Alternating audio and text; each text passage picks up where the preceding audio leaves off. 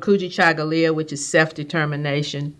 One of the examples is when my rites of passage girls had to come up with a name.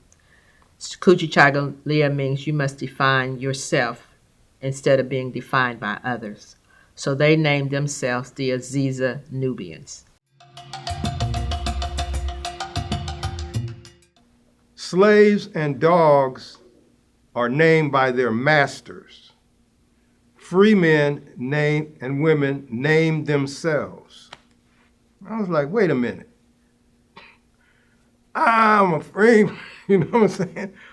I do not want to be known by the name that my slave master gave me or gave my family. I want to know.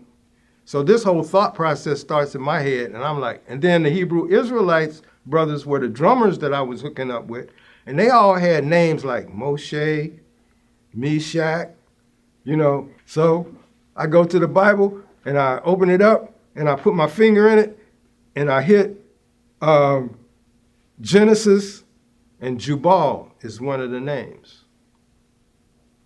And I like Jubal because he was the one who brought music to the world.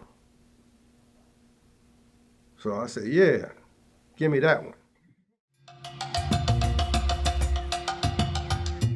For me, because there's not too many women of color or black women in this new feminist wave movement, but for me, I understand the privilege that I hold in being in experiences that are not only was discriminatory because of my race, but because of my gender.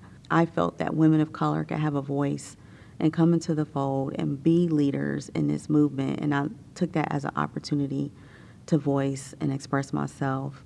And what brought me to the movement was, of course, my own issues, my own trauma and pain that I experienced. But what kept me in the movement was community, uplifting people who just did not have the same opportunity as me.